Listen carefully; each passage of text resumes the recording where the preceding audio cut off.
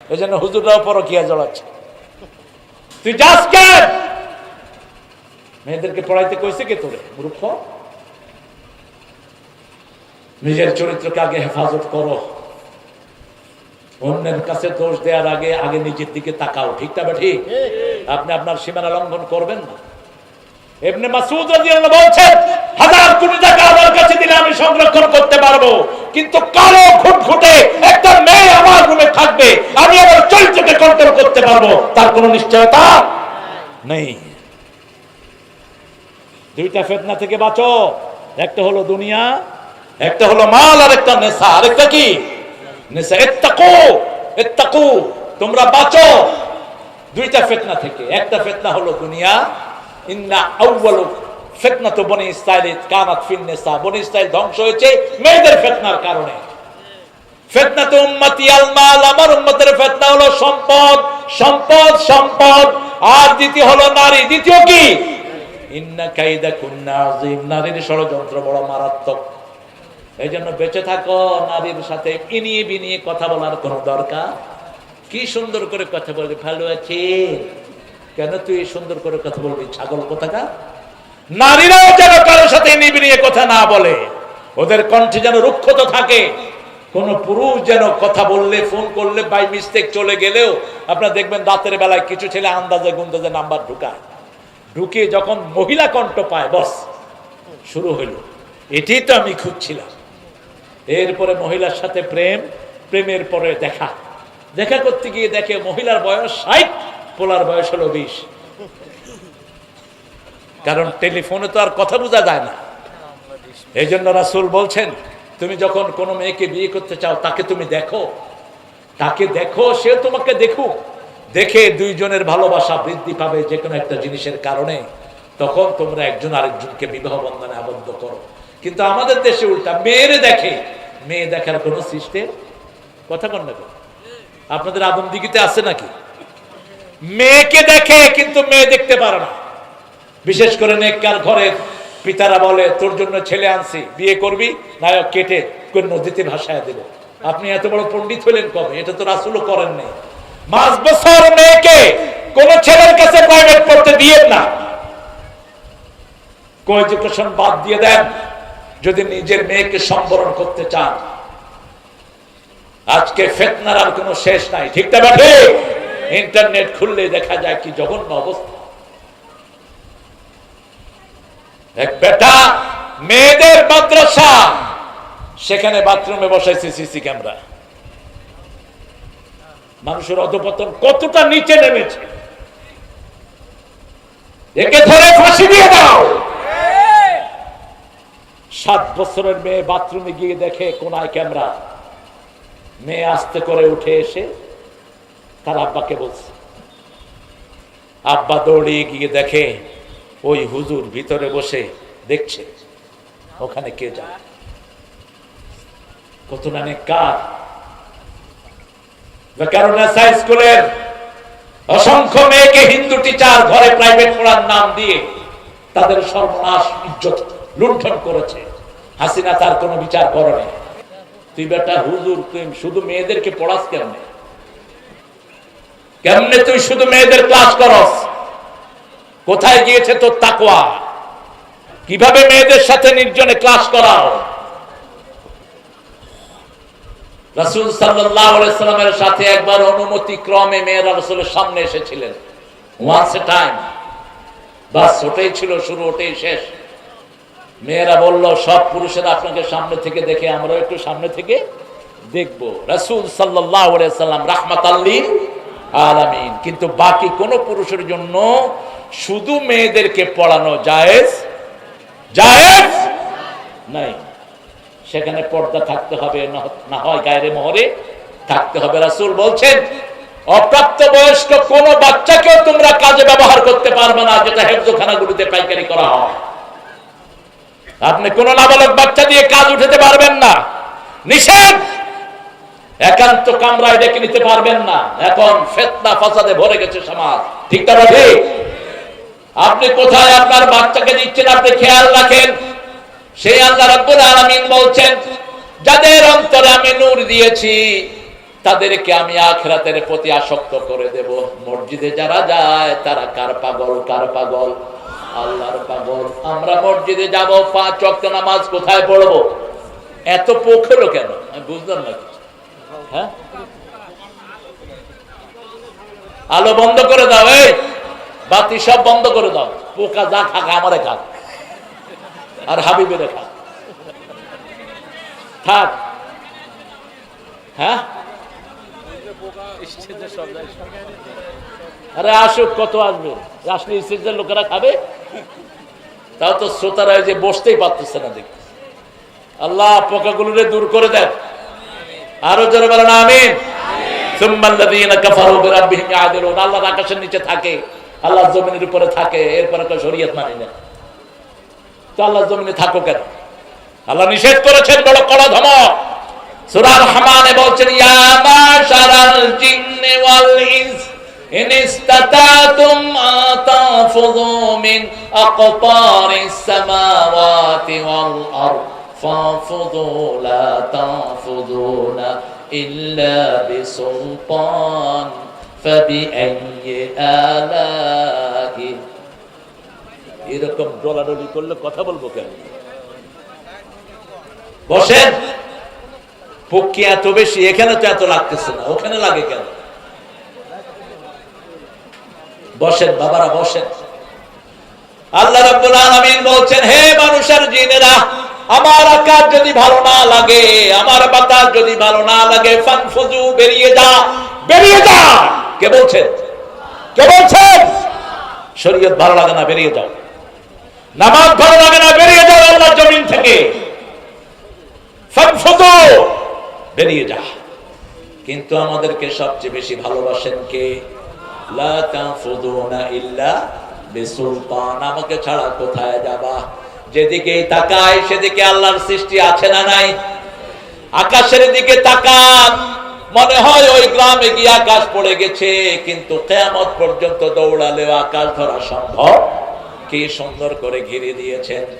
আল্লাহ রাব্বুল আলামিন বলছেন, লা তাফুদুনা ইল্লা বিসুলতান ফাবিআইয়ি আলাই রাব্বিকুমা তুকাযিবান। আমার কোন কোন নিদর্শন তোমরা অস্বীকার করবে? আয় হায়, এখানে আবার আলাপ আলোচনা চলছে, এটা বন্ধ করে দাও। ভাই ভাই আসেন। এই সভাপতি, সভাপতি, খবরে নেই সভাপতি। আরে সভাপতি হাঁটে কেন?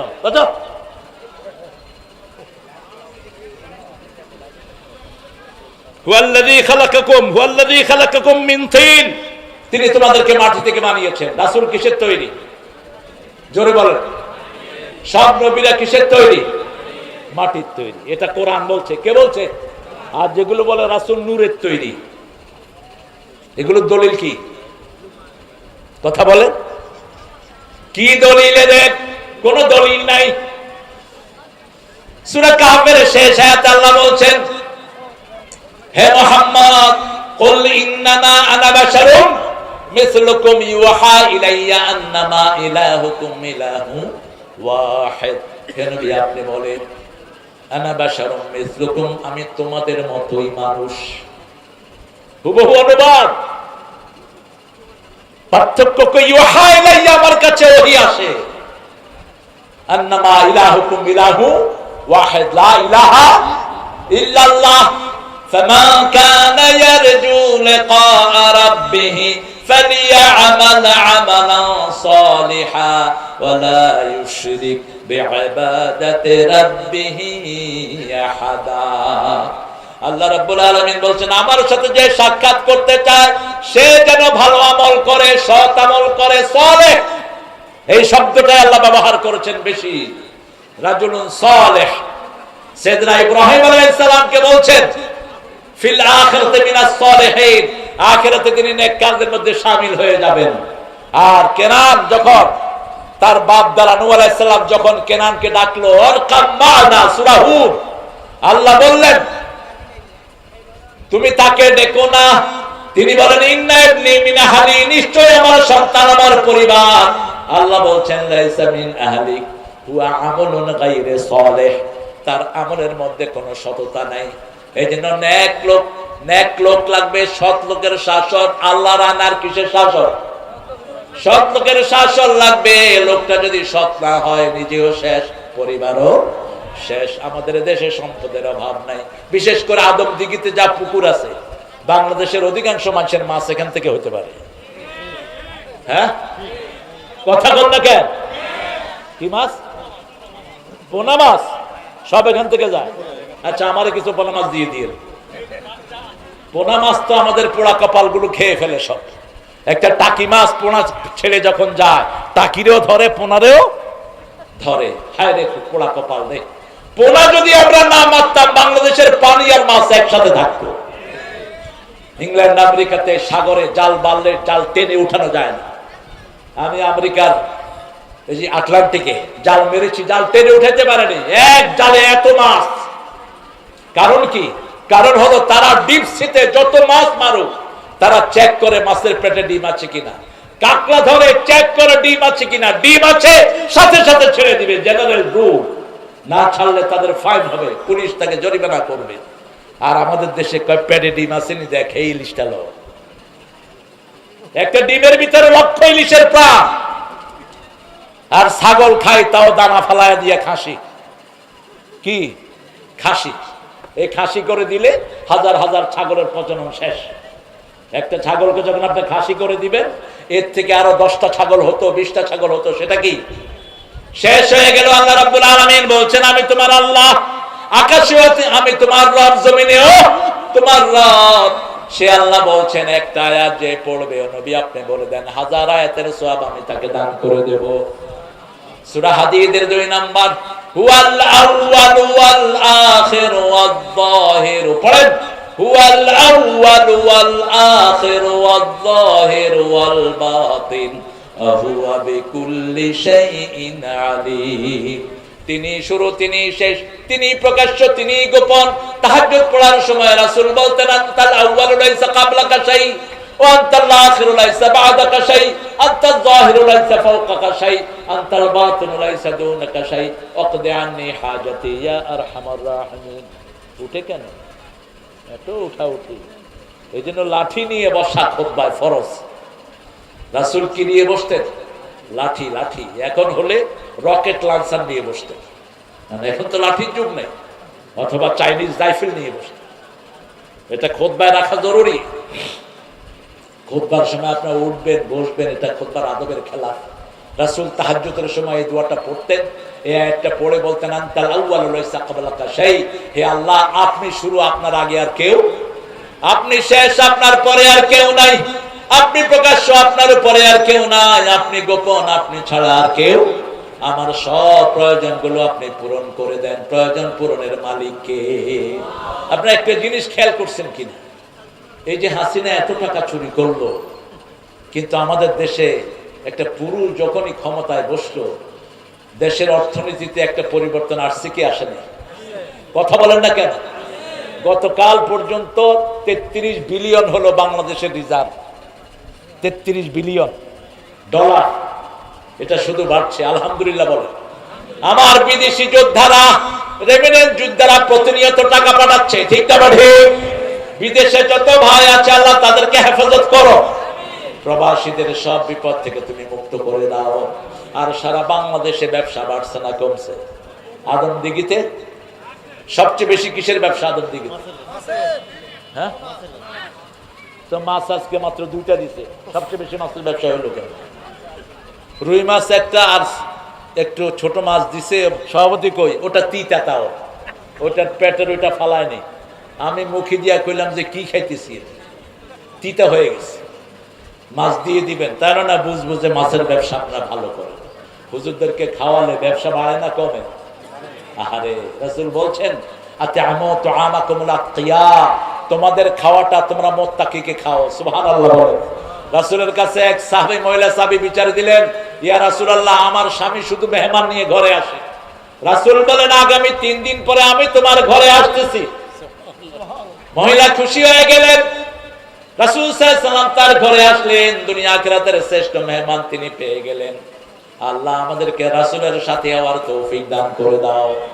রাসূল বলছেন যে আমার সাথে জান্নাতে থাকতে চায় সে যদি আমাকে মানে আমার সুন্নত অনুসরণ করে সে আমার সাথে জান্নাতি হয়ে যাবে। কানা মাই ফিল জান্নাহ, সে আমার সাথে জান্নাতে থাকবে যে আমাকে মানবে।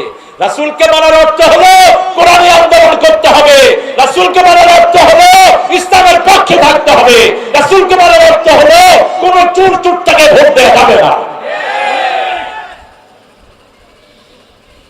এই তাহের কি ছিল, চেয়ারম্যান না? হ্যাঁ, এখনো চেয়ারম্যান আছে। গম চুরি করছে? করছে? চুরি করেনি। চুরির কোন প্ল্যান আছে? নাই। কথা কি সুন্দর দেখেন, উঠে আখিরাতের কথা বলছে। আলহামদুলিল্লাহ বলে আখিরাতে আমাদের সবাইকে চলে যেতে হবে। রাসূল সাল্লাল্লাহু আলাইহি ওয়াসাল্লাম ওই ঘরে খেলেন, খেয়ে বললেন, শোনো আমার প্রিয় সাহাবী, আমি যখন খেয়ে বেরিয়ে যাব তুমি পর্দাটা উঠিয়ে রাখবা, তোমার বিবিকে বলবা তিনি যেন আমার পিছনে তাকান। খেয়ে যাওয়ার সময় রাসূল সাল্লাল্লাহু আলাইহি ওয়াসাল্লাম পর্দা উঠালেন, সাহাবী বিবিকে বললেন তাকাও। বিবি তাকিয়ে দেখে রাসূলের পিছনে সাপ, বিচ্ছু, বিষাক্ত প্রাণীগুলো বেরিয়ে যাচ্ছে। রাসূল সাল্লাল্লাহু আলাইহি ওয়াসাল্লামের কাছে সাহাবী গেলেন রাদিয়াল্লাহু আনহু। রাসূল জিজ্ঞেস করলেন কিছু দেখেছো নাকি? সাহাবী রাদিয়াল্লাহু আনহু বললেন দেখেছি ইয়া রাসূলুল্লাহ, আপনি যখন বেরিয়ে এসেছেন আপনার পিছন দিয়ে বিষাক্ত প্রাণীগুলো বের হচ্ছে আমার ঘর থেকে। রাসূল সাল্লাল্লাহু আলাইহি ওয়াসাল্লাম বললেন কোন মেহমানকে বাধা দিবা না, মেহমান যেই ঘরে আছে সেই ঘরের বিপদগুলো দূর করে দেয় কে? মেহমান আছে যেখানে বিপদ যাবে। হ্যাঁ, আরে থাক, মুখে না গেলে হয়। এই পোকা মুখে যাবি না, তাহলে কিন্তু একদম সবগুলো মেরে ফেলবে। পোকা মুখে যাবে না। আলহামদুলিল্লাহ বলে আল্লাহ রাব্বুল আলামিন আকাশে, আল্লাহ জমিনে আমাদের সব কিছু তিনি বরাদ্দ করে দিয়েছেন। অকাদা আজালান, দুইটা আজাল এখানে এসেছে। একটা আজালের তাফসীর ইবনে আব্বাস সহ মুফাসসিররা করেছেন। একটা আজাল হলো আমার জন্ম থেকে মৃত্যু পর্যন্ত যে সময়টা, এটা কি আজাল? এটা আজাল। আর একটা আজাল মুসাম্মা, আজালুম মুসাম্মা, মৃত্যুর সময় আমাদের জন্ম থেকে মৃত্যুর মধ্যে যে ট্রান্সফারেশন, এটাকে বলা হয় আজালুম মুসাম্মা, নির্দিষ্ট আজাল। আল্লাহ রাব্বুল আলামিন অন্য আয়াতে বলছেন ইযা জাআ আজালুহুম লা ইস্তাখিরুনা সাআতান ওয়া লা ইস্তাকদিমুন। যখন মৃত্যুর সময় ঘনিয়ে আসবে, এক সেকেন্ড আগেও নয় পরেও নয়। চারজন সুদর্শন মানুষ ইব্রাহিম আলাইহিস সালামের ঘরে ঢুকেছেন। তিনি চারজনকে দেখেই তাড়াতাড়ি করে বাছুর জবাই করে দিলেন। ইব্রাহিম আলাইহিস সালাম ছোট্ট বাছুর খাইতেন। ছোট্ট গরুর বাচ্চারা আপনারা কি বলেন? হ্যাঁ, বাছুর। এই ছোট বাছুর আরবরা এখনো খায়, কারণ ছোট বাছুরের হাড্ডি, কটকটি হাড্ডি সব নরম, এগুলো সব খাওয়া যায়, খুব মজা হয়, খোয়ার বলা হয়। এই ছোট্ট বাছুর তিনি জবাই করে দিলেন। ঘরে মেহমান আসলে ইসলামী শরাফত হলো আপনার ঘরে যেই খাবার আছে তাড়াতাড়ি মেহমানের সামনে এনে দিবেন। সাথে সাথে অপেক্ষার দরকার নাই, বলার দরকার নাই একটু নাস্তা দেই, নাস্তা দেই। আবার যারা ইসলাম মানে না, ওরা যাওয়ার সময় বলে আজকে তো খেলেন না, আরেকদিন কিন্তু ছাড়তেছি। আবার বলে খেয়ে আসছেন না, যে খাবে, মানে আমার ঘরে কোনো খাবার নাই, একটু চা করি, চা করি। আরে চা করবি তুই, এটা জিজ্ঞেস করা লাগে? যা আছে ঘরে নিয়ে আসবেন।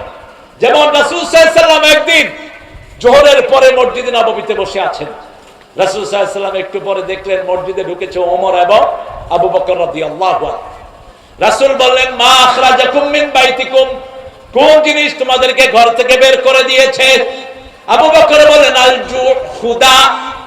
ওমর বললেন ক্ষুধা, ক্ষুধা ঘর থেকে বের করে দিয়েছে। রাসূল সাল্লাল্লাহু আলাইহি ওয়াসাল্লাম নিজেও বললেন ক্ষুধা। ত্রিভুবনের সরদার তার ঘরে খাওয়া নাই, জান্নাতের সরদারদের ঘরে খাওয়া নাই। আর আমাদের বিগত সরকারের সাধারণ মেম্বার একটার ঘরে হাজার হাজার কোটি টাকা। আমাদের সুপ্পু মিয়া প্রেসিডেন্টের বাড়িতে 400 কোটি টাকা, আজকে দেখলাম ইন্টারনেটে নিউজ বেরিয়েছে। ফেক কিনা জানি না, তবে নিউজ তো এসেছে। এক এক পান্ডার পেটে কত টাকা! একটা টাকা দিয়েই আদমদিঘির মতো থানাকে টাকা দিয়ে মরিয়ে দেয়া যেত, ঠিক না? 17 বছরে মাত্র 28 লক্ষ কোটি টাকা পাচার করেছে তারা। 28 লক্ষ কোটি, এনটিভি নিউজ। এর মধ্যে একজন পাচার করেছে 2 লক্ষ কোটি, একজন। সব কিছুর পরেও বাংলাদেশকে সুন্দর রেখেছেন কে? রাসূল সাল্লাল্লাহু আলাইহি ওয়াসাল্লাম বললেন চলো কোথাও যাই। তিনজন জান্নাতের শ্রেষ্ঠ মেহমান বের হলেন। দুইজন ছিলেন একটু লম্বা, রাসূল ছিলেন একটু মিডিয়াম আকৃতির। তিনজন যাচ্ছে এক আনসারের বাড়ির দিকে। আনসারী মহিলা ওই বাড়ির ফাঁক দিয়ে দেখলেন তিনজন সেই বাড়ির দিকে যাচ্ছেন। খুশিতে তিনি আটকান। আল্লাহর আরশের নিচে জমিনের উপরে এত বড় মেহমান আর কেউ হতে পারে? যখনই গেলেন রাসূল সাল্লাল্লাহু আলাইহি ওয়াসাল্লাম প্রথম কোন বাড়িতে গিয়ে জিজ্ঞেস করতেন কেউ বাড়িতে আছে কিনা, পুরুষ কেউ আছে কিনা। আল্লাহর কোরআন বলছে লা তাদখুলু বুয়ুতান গায়রা বুয়ুতিকুম হাত্তা তাস্তানিসু ওয়া তুসাল্লিমু আলা আহলিহা। নিজের ঘর হোক অন্যের ঘর হোক আগে অনুমতি নাও তারপরে সালাম দাও। আগে কি? অনুমতি নাও তারপরে সালাম দাও। এরপরে যদি অনুমতি হয় তারপরে তুমি ঘরে ঢুকো। রাসূল সাল্লাল্লাহু আলাইহি ওয়াসাল্লামকে সাহাবায়ে কেরাম বললেন যদি নিজের মায়ের ঘর হয়, রাসূল বললেন অনুমতি নাও তারপরে সালাম দাও। সাহাবী বলছেন মায়ের ঘর was holding me on her tummy, যিনি আমাকে পেটে ধারণ করেছেন সেই মায়ের ঘরেও কি অনুমতি লাগবে? রাসূল বললেন আতুরিদু আন তারা উম্মাকা উরিয়ানা, তুমি কি তোমার মাকে উলঙ্গ দেখতে চাও? উলঙ্গ দেখতে না চাইলে মায়ের ঘরে ঢুকতেও কি লাগবে?